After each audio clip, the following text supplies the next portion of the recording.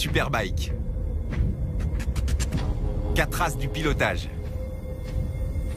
Louis Rossi, vainqueur du Grand Prix de France Moto 3 cette saison.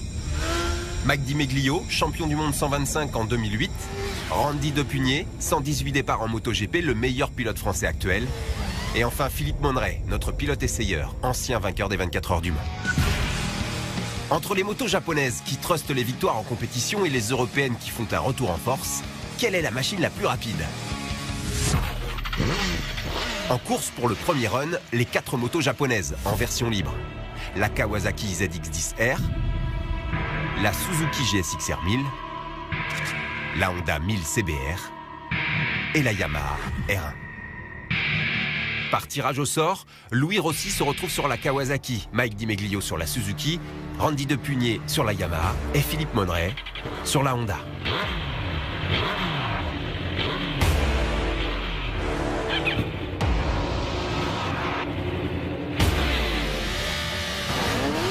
Philippe Monneray anticipe le départ. Randy Depugné reste un peu scotché sur la ligne. Comparé à une MotoGP, les rapports sont inversés. Il est obligé de passer la douce. Fallait-moi manger. Fallait-moi manger.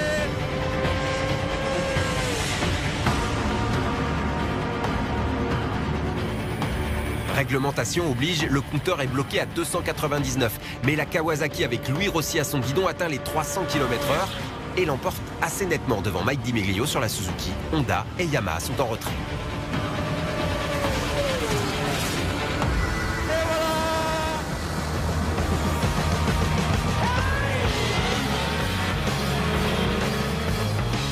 La Honda elle est pas trop mal mais elle est inférieure. Bon Randy, qu'est-ce qui s'est passé? Je pense que t'es un peu trop lourd. Ouais, ça doit être ça, ouais. Tu commences à te faire vieux aussi. Bon, Randy, ce départ moyen quand même, hein, avec la gamme. Vous êtes tous partis, vous m'avez laissé sur place. J'ai raté une vitesse, donc bah, vous êtes tous partis. Bon, après...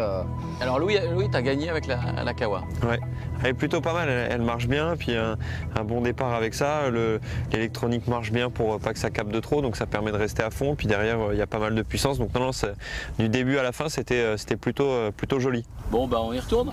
On y retourne. Allez, c'est reparti. La Kawasaki et la Suzuki sont en finale.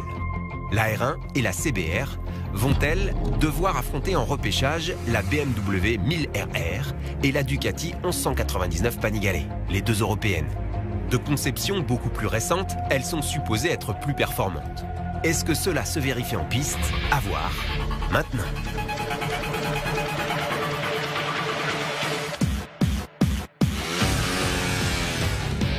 La Ducati se cabre et fait valoir d'entrée son caractère. Plus docile, la Yamaha cette fois attaque fort, mais Randy Depugné avec la 1000RR va très vite mettre tout le monde d'accord.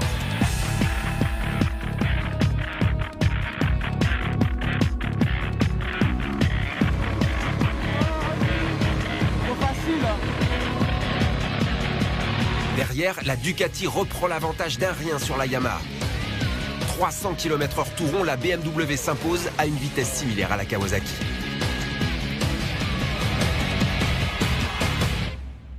Vous avez vu ce que c'était un pilote MotoGP là? Hein, vous avez compris?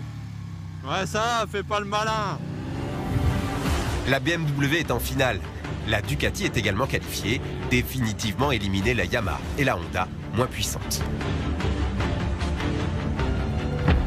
Place au tirage au sort pour l'attribution des guidons en finale. Eh bien regarde, un bicylindre, toujours comme moi.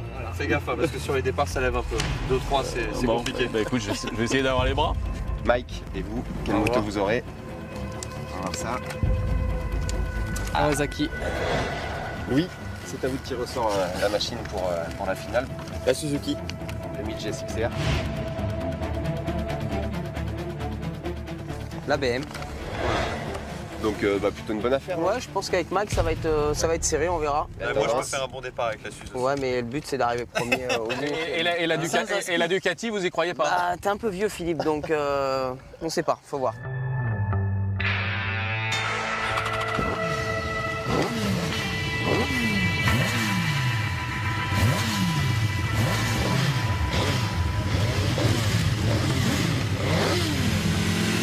machines européennes contre 2 japonaises, c'est la finale rêvée.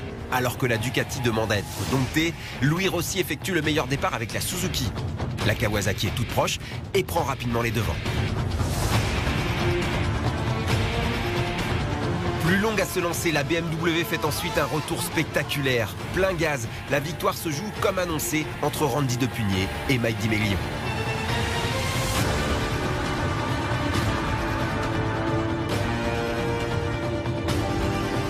Jusqu'à la ligne, la ZX10R chronométrée à 301 km/h résiste et s'impose d'une roue.